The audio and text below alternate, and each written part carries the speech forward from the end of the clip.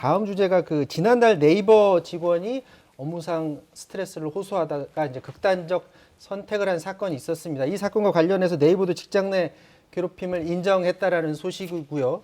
그 가해자는 해임을 했고 최고 운영 책임자 최인혁 최고 운영 책임자 사의를 밝혔다고 하는데 이 조치 자체에 대해서 노조가 좀 문제를 삼고 있나 봐요. 일단 가해자 해임 당연히 해야 된다. 네. 그리고 이제 거기 가담한 직원도 3개월 감봉 조치를 했는데 네. 왜 그럼 최고 운영 책임자 얘기가 나오냐면 그 최고 운영 책임자가 이 실제로 이렇게 괴롭힘을 했던 임원 뒤에서 이거를 방조하고 도와줬기 때문이다라는 겁니다. 근데 이 최고 운영 책임자가 도의적 책임이라는 표현을 쓰면서 네이버 내에서 모든 직책에서 물러나기로 했는데 문제는 네이버 파이낸스라든가 아니면 공익재단이라고 하는 해피빈 같은 데 대표도 이분이 맡고 있다는 겁니다. 여기는 법인이 다르다는 이유로 물러나지 않고 있다라는 건데 노조에서는 이거는 책임지는 자세가 아니다. 모든 계열사에서 다 물러나야 된다라고 주장을 하고 있는 겁니다. 자, 노조 측이 오늘 오전에 기자회견을 했습니다. 잠깐 모습 보고 오도록 하겠습니다. 조사 결과 수많은 구성원들이 임원회의로부터 동일한 괴롭힘을 당해왔습니다. 회의 중 자리를 박차고 일어나 의자를 담당자에게 밀쳤고 보두마카를 책상에 던지며 시간이 아깝다, 조직장은 뭐 하는 것이냐 등 강하게 질책했습니다. 임원 B는 회의의 절반을 험담했을 정도로 공개적인 험담을 많이 했습니다. 하는 일에 비해 연봉이 높다. 걔는 잘라버려야 한다. 다 잘라버리고 사람 새로 뽑아서 하겠다. 걔는 왜 그런 식으로 생각하는지 모르겠다. 아니냐? 걔는 일을 시키면 항상 듣고 변명만 한다. 시키는 대로 할 것이지 왜 토를 다냐? 앞서 지금 양지열 변호사도 말씀을 하셨었는데 본인이 자신이 동원할 수 있는 모든 수단을 동원해서 항의를 했는데 바로 그 가해자를 뒤에서 비호해줬던 인물이 바로 최인혁 COO다. 이 최인혁 COO를 아예 모든 자리에서 다 끌어내리자라는 그런 주장인 거죠. 그런 측면이 하나가 있고요. 이게 애초에 이 가해자가 이 네이버에 고용이 될 때부터 사실 우려를 좀 표명을 했습니다. 직원들이. 그래서 다른 데서 이렇게 문제를 일으킨 사람이고 이력이 있기 때문에 똑같은 이러한 문제를 일으킬 수도 있을 것이다라고 얘기를 했지만 네? 이 경영진과 그다음에 지금 말씀하신 최인혁 최고 운영 책임자가 자신이 책임지겠다라는 취지에 이렇게 얘기를 하면서 직책에 앉혔고 이후에 내부에서 실제로 그러한 어떤 문제가 발생해서 문제 제기를 직원들이 했음에도 불구하고 오히려 문제 제기를 한 사람들이 보직 해임되거나 퇴사하거나 뭐 이런 상황들이 이어졌다는 거거든요. 이것은 이제 최고 운영 책임자에게 분명히 직접적인 어떤 책임이 있는 것이기 때문에 양지열 변호사 이제 얘기해 주신 대로 모든 측에서 물러날 것을 요구함과 동시에 그다음에 이 사내 내부에서 이러한 일이 재발하지 않을 수 있는 여러 가지 대책들을 마련해야 된다라고 지금 요구를 하고 있는 겁니다. 그러니까 재발 방지 대책을 구체적으로 뭐 요구하는 게 있나요? 지금 이제 핵심은 이런 경영진이 너무 큰 권력을 가지고 있어서 이런 일이 일어나고 있는 측면이 있기 때문에 이것을 견제할 수 있는 그런 수단이 필요하다는 거거든요. 그래서 가령 이 직장 내 괴롭힘 방지 기구의 노사 동수 구성이라든지 조직장에게 집중되는 권한을 축소하는 조치라든지 그리고 더 좋은 리더십을 구축할 수 있는 노사 공동의 어떤 그러한 기구를 설립한다든지 이러한 제도적이고 이 조직적인 이러한 대처를 지금 요구하고 있는 그런 상황인 것입니다. 지금 네이버가 5년 동안 근로감독을 받지 않아서 이제 논란이 됐었다고 하는데 특별 근로감독을 지금 진행 중인가요? 네, 지금 9일부터 25일까지 이 사안이 발단이 돼서 이 특별 근로감독을 진행을 하고 있는데요. 네. 16일이지 않습니까? 그런데 이걸 또 한 2주를 더 연장해야 될 필요가 있다라고 하고 있습니다. 그러니까 특별 근로감독이라는 게 다른 게 아니라 그러니까 누가 더 연장해야 된다고 주장을 하고 있습니까? 지금 고용노동부 측에서 그렇게 밝히고 있다라는 겁니다. 이게 네. 2주 정도 더 필요할 것 같다라고 하는데 결국 다른 거 보는 거 아니거든요. 이거 혹시 초과 근무한 거 없는지, 휴게 시간 같은 거 잘 지켜지는지, 임금은 제대로 잘 지급됐는지 이런 거 보는 건데 이게 16일로도 부족해서 2주가 더 필요하다라는 얘기는 어떻게 추측을 해야 될까요? 이게 사례가 많다라고 밖에는 저는 이게 추측이 안 되거든요.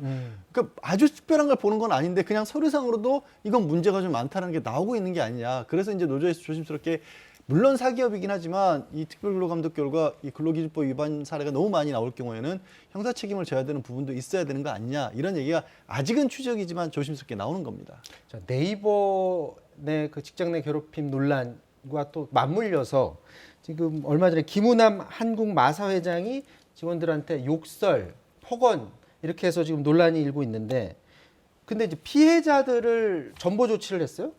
본인이 해놓고서 피해자들을 원치도 않는데 다른 데로 전보 조치를 해버린 겁니까? 그렇습니다. 본인이 이제 측근을 특채를 하겠다고 주장했는데 그것에 대해서 문제가 있다 이렇게 지적을 하면서 반발한 직원들에 대해서 이번에 일종의 이제 보복성 인사 조치를 했다 이렇게 보이는 것인데요. 안 좋은 자리로 당연히 보냈겠네요.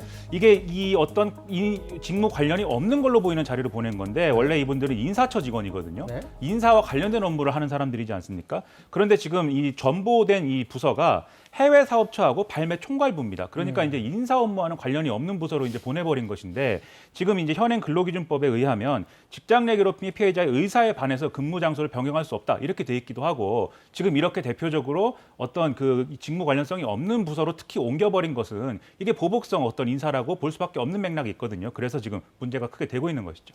저 피해자들 그러니까 김은환 마사회장의 측근, 그러니까 국회의원 시절의 보좌관을 채용하라라는 지시에 반대했다가 김 회장한테 이제 폭언을 들었는데요.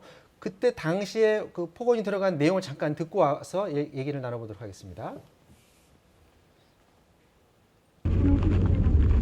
천호이나 회장을 기만하고 말이야. 까다롭다. 자식 어리면 내가 책임질 일이지.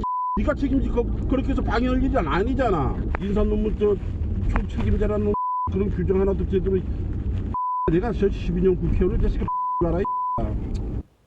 지금 접건과 관련해서는 이제 경찰이 수사를 다 마친 상태죠.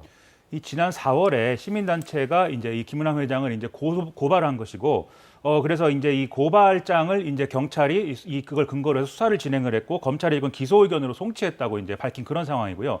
이 건과 관련돼서는 원래 지금 특채하려고 했던 이 사람을 원래 특채를 하지 못했는데, 그랬지만 이후에 비상근현태 자문위원으로 위촉을 하면서 여기에 또 인건비를 지불하는 그러한 일이 가능했던 부분도 있었거든요. 근데 거기에 대해서는 이렇게 논란이 되고 수사가 예고되고 하니까 3일 만에 또 이것을 해지하는 이런 모습을 또 보였기 때문에 상당히 여러모로 죄질이 이제 안 좋은 상황이 아닌가 이렇게 추측이 되고 대통령도 여기에 대해서는 감찰 이런 것들을 지시한 바 있었거든요. 상당히 파장이 클 것으로 보입니다. 자, 피해자들을 오히려 인사 조치를 했고요. 보니까 농식품부에서 2차 가해 우려된다라고 공문까지 보냈는데 이것까지 그러면 무시가 됐던 건가요? 네, 그렇습니다. 이거 2차 가해로 될 것이기 때문에 이런 조치 취하면 안 된다라고 했는데도 그냥 강행을 했던 겁니다. 그러니까 정부에서도 이 부분을 말렸는데 산하기관 회장이 그냥 강행을 했던 거고 결국 식품부 입장에서도 이러면 법대로 다툴 수밖에 없다. 우리가 할 수 있는 일은 없다라는데요. 글쎄요, 저 말씀하신 것처럼 국회에서 12년을 어떻게 하셨길래 이렇게까지 이런 모습을 보일 수 있는지가 의아하네요, 진짜.